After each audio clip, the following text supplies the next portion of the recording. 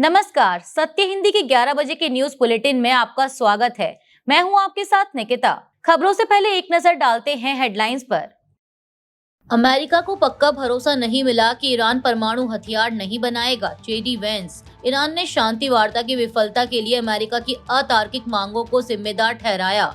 America Iran वार्ता में पाकिस्तान मध्यस्थ की भूमिका निभाता रहेगा। पाकिस्तानी विदेश मंत्री ईरान के खिलाफ जारी अभियान उसके परमाणु कार्यक्रम को कुचलने में सफल रहा। नेतन्याहू, ईरान और अमेरिका के बीच डील हो या ना हो, मुझे कोई फर्क नहीं पड़ता। राष्ट्रपति ट्रंप। इस्लामाबाद में पाकिस्तान की मध्यस्थता से हुई अमेरिका और ईरान शांति वार्ता करीब 21 घंटे बाद बिना किसी समझौते के खत्म हो गई। अमेरिकी उपराष्ट्रपति जेडी वांस ने प्रेस ब्रीफिंग में कहा कि अमेरिका और ईरान के बीच कई अहम मुद्दों पर चर्चा हुई, लेकिन कोई ठोस नतीजा नहीं निकला। वेंस ने यह नहीं बताया कि तेहरान ने क्या क्या ठुकराया, लेकिन उन्होंने संकेत दिया कि अमेरिका को कोई साफ और पक्का भरोसा नहीं मिला कि ईरान निकट भविष्य में परमाणु हथियार नहीं बनाएगा। वेंस ने कहा कि साफ बात यह है कि हमें ईरान से एक साफ वादा चाहिए कि वे परमाणु हथियार नहीं बनाएंगे और न ही ऐसे उपकरण बनाएंगे जिनकी मदद से वे जल्दी परमाणु हथियार बना सकें।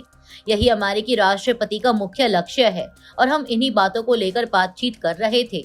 उन्होंने आगे कहा कि ईरान के परमाणु कार्यक्रम के जो हिस्से थे, जैसे कि संवर्धन सुविधाएं, वे पहले ही नष्ट हो चुकी हैं, लेकिन असली सवाल यह है कि क्या ईरान परमाणु हथियार न बनाने का ठोस और ईमानदार फैसला लेता है, ना सिर्फ अभी, ना सिर्फ 2 साल बाद, बल्कि लंबे समय तक।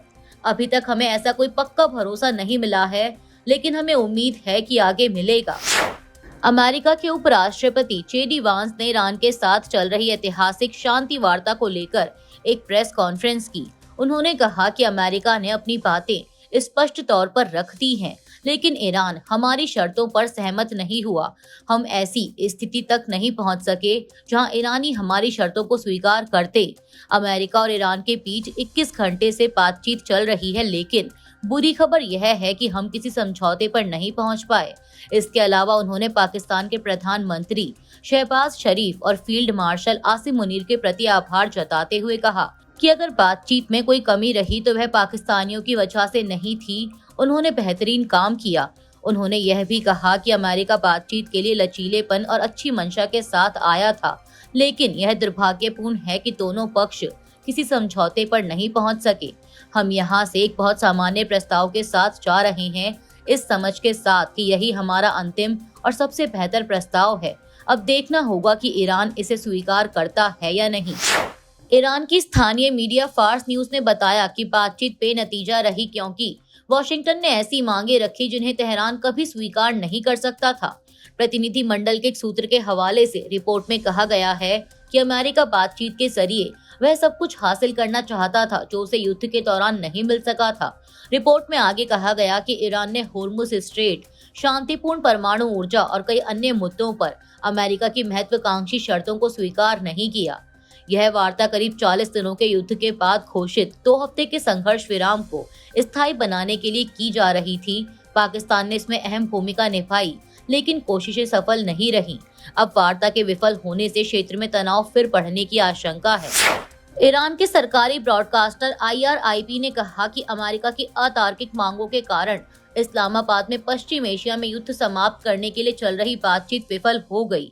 IRIB ने टेलीग्राम पर कहा कि ईरानी प्रतिनिधि मंडल ने ईरानी लोगों के राष्ट्रीय हितों की रक्षा के लिए 21 घंटे तक लगातार और गहन वार्ता की। ईरानी प्रतिनिधि मंडल की ओर से कई पहल किए जाने के बावजूद अमेरिकी पक्ष की अतार्किक मांगों ने बातचीत की प्रगति को रोक दिया और इस प्रकार बातचीत समाप्त हो गई। पाकिस्तान के विदेश मंत्री इसहाक डार ने जोर देकर कहा है कि वॉशिंगटन और तेहरान को सीज फायर समझौते का पालन करना चाहिए। यह बात उन्होंने तब कही जब युद्ध खत्म करने के लिए दोनों पक्षों के बीच हुई लंबी बातचीत बिना किसी समझौते के खत्म हो गई।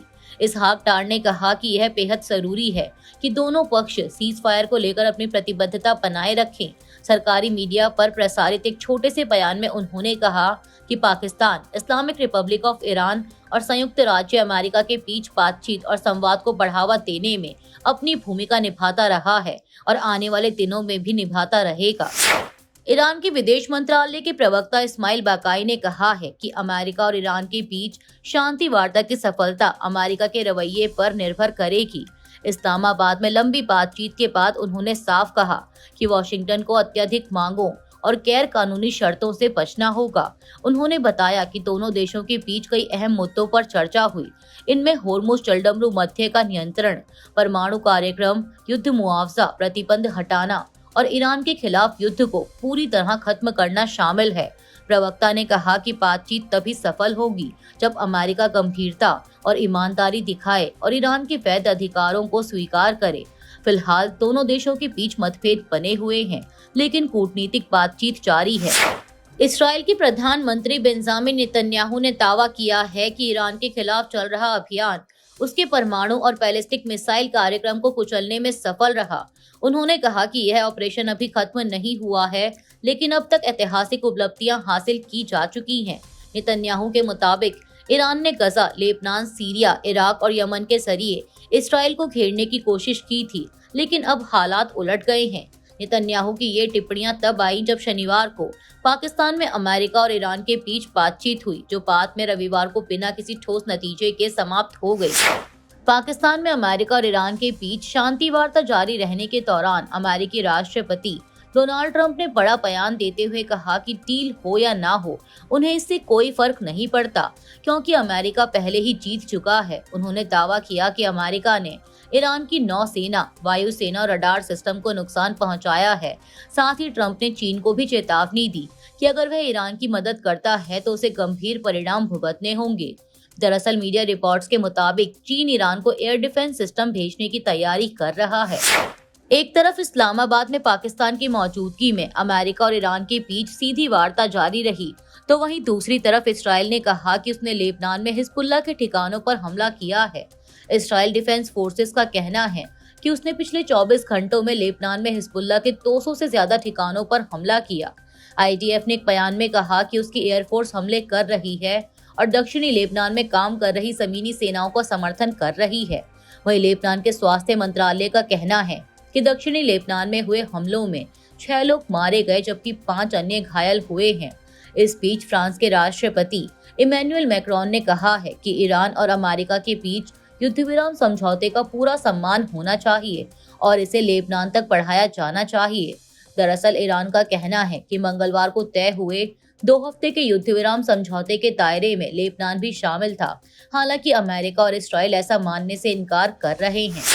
अमेरिका ईरान तनाव के बीच राहत भरी खबर सामने आई है। भारत का LPG कैरियर जग विक्रम होर्मुज जलडमरू मध्य को सुरक्षित पार कर ओमान की खाड़ी में पहुंच गया है। यह 2 हफ्ते के अस्थायी संघर्ष विराम के बाद इस रास्ते से गुजरने वाला पहला भारतीय जहाज है, जिसके 15 अप्रैल तक मुंबई पहुंचने की उम्मीद है। जहाज में करीब 20,400 टन LPG और 24 नाविक सवार हैं। सरकार के अनुसार मार्च से अब तक यह इस मार्ग से निकलने वाला 9वां भारतीय जहाज है, जबकि कई जहाज अभी भी पश्चिम एशियाई जल क्षेत्र में मौजूद हैं।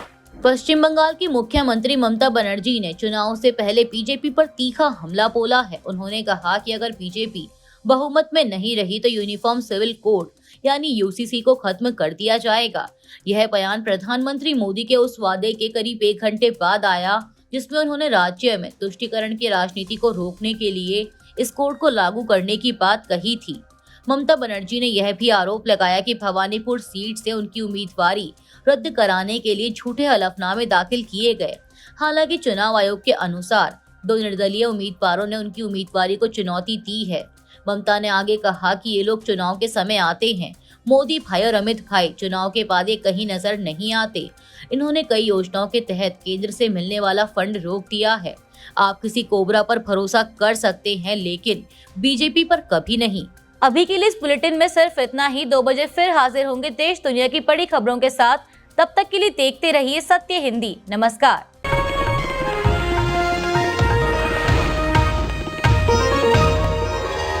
Copyright disclaimer under Section 107 of the Copyright Act 1976. Allowance is made for fair use for purposes such as criticism, comment, news reporting, scholarship, and research.